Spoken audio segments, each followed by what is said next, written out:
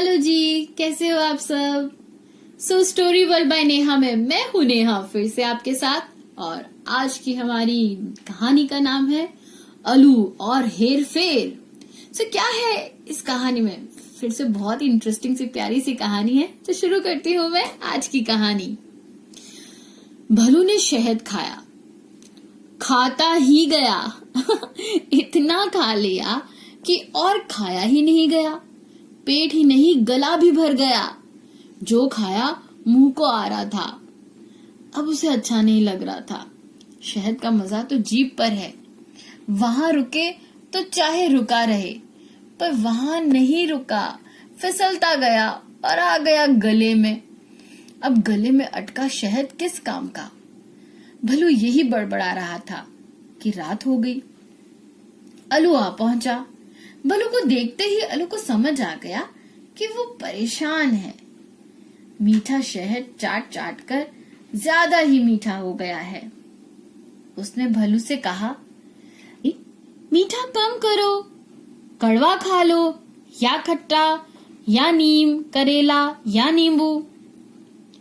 भलू को अलू की बात अच्छी नहीं लगी। जब अलू के पेट में दर्द हुआ था तो भलू ने उसे ये सब खाने को नहीं कहा था, बस सीधा चलने को कहा था। अलू से वो भी नहीं हो रहा था। अब अलू उसे नीम, करेला या नींबू खाने को कह रहा है। उसे लगा कि अलू उसका दोस्त नहीं है। दोस्त होता तो कोई नीम, करेला या नींबू खाने की बात न करता।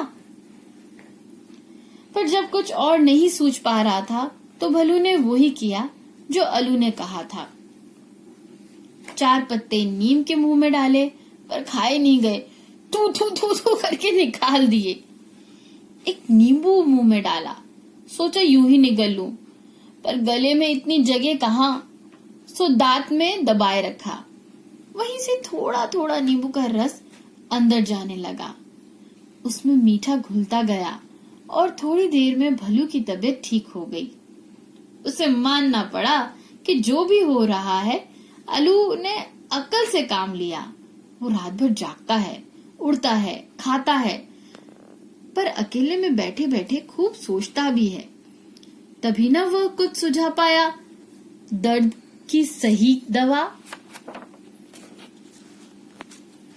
फिर एक दिन भलू को सारस बाबा मिले। बेचारे बहुत परेशान थे। उनकी टांगों में दर्द था। भलू ने झट से कहा, अलू से पूछो, वो बता सकता है इस दर्द की दवा। सारस बाबा को भलू की ये बात अच्छी नहीं लगी। बोले, अलू क्या डॉक्टर है जो बता देगा। अलू निखट्टू जो दिन भर सोया पड़ा रहता है, वो क्या बताएगा। भलू बोला, आपकी मर्जी। और ऐसा कहके भलू वहां से झट चल दिया। सारस बाबा से सवाल जवाब कौन करे। सारस बाबा उसके पीछे पीछे जरूर भागते, पर भागा नहीं जा रहा। अलू का पेड़ के पास में ही था। वहीं से सारस ने आवाज लगाई, अलू, ओ अलू। अलू ने झांक कर नीचे देखा। सारस बाबा ने कहा, मेरी टांगों में दर्द है।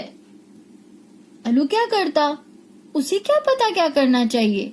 पर सारस बाबा अगर दिन भर पानी में खड़े रहेंगे तो दर्द तो होगा ही ना।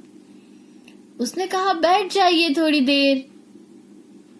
सारस बोला, बैठ जाओ, बस इतना ही। सारस को अलू की बात बहुत अजीब लगी।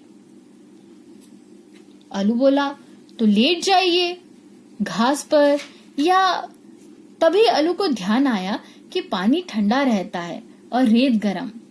अगर मीठे का इलाज खट्टे से हो सकता है तो ठंडे का इलाज गर्म से होना चाहिए।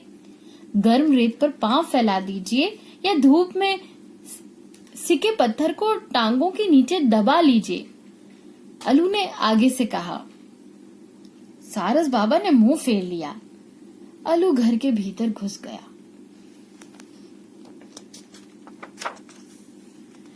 सारस बाबा कुछ कदम चले। धूप भी थी, पांव गरम पत्थर पर पड़ा। वहीं पत्थर पर टांग फैलाकर लेट गए। दिन भर लेटे रहे। अच्छा लगता रहा। शाम तक दर्द भी कम हो गया। उधर होचा चूहा के दांत बढ़ने लगी। लंबे होते जा रहे थे दांत। वो मुंह छुपाए फिर रहा था। सारस बाबा ने उसे चोंच में उठाया और ले गए फिर से अलू के पास। अलू ने ऊपर से देखा। होचा चूहा बहुत दुबला पतला लग रहा है। पूछा उसने, क्या खाया? होचा चूहा बोला, कुछ नहीं, सचमुच कुछ नहीं खाया। लंबे दांतों के मारे वो मुंह ही नहीं खोल पा रहा है।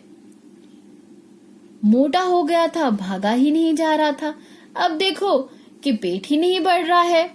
वो आगे से बोला, पेट नहीं बढ़ रहा पर दांत बढ़ रहे हैं। अलू ने सोचा कि फिर से हेर फेर करके देखा जाए। बोला, खाओ, खूब खाओ। होचा ने पूछा, क्या क्या खाऊं? अलू ने कहा, सब कुछ खाओ, मूंगफली, मटर, लकड़ी, कोयला, सब खाओ। मन ही मन अलू ने सोचा कि कह तो दिया सो ठीक, तो अगर काम नहीं बना तो कब तक चलेगी ये हेरा फेरी की दवा, यह उलट पुलट का चक्कर। उधर होचा के दांत ने लकड़ी को काटा और लकड़ी ने काटा दांत को। काम मिलते ही दांत घिसने लगे और पेट बढ़ने लगा। उफ, अब इसकी क्या दवा? होचा गया अलू के घर। बाहर गिलहरी बैठी थी। होचा समझ गया कि ये अलू का हेरफेर है। अलू ने ही उसे बिठाया होगा। अब बस वो अब और नहीं सवाल नहीं सुनेगा। और होचा चला गया। तो अलू ने अपने मन से हेरा फेरी की थी। अलू को रियल नॉलेज किसी बात का नहीं था। तो इस कहानी से हमें ये सीखने को मिलता है कि अगर आपको किसी बात की पूरी नॉलेज नहीं है तो उसे किसी को एडवाइस नहीं करना चाहिए। क्यों दोस्तों, ध्यान में रखना मेरी बात। ऐसे नहीं दोस्तों को कुछ भी बोल दिया। Okay, so story world by Neha में मैं फिर से मिलूंगी आपको एक नई कहानी के साथ। तब तक कीप सब। अरे मैं तो होचा चूहा जैसे बोलने लगी। Keep subscribe and keep watching. Enjoy.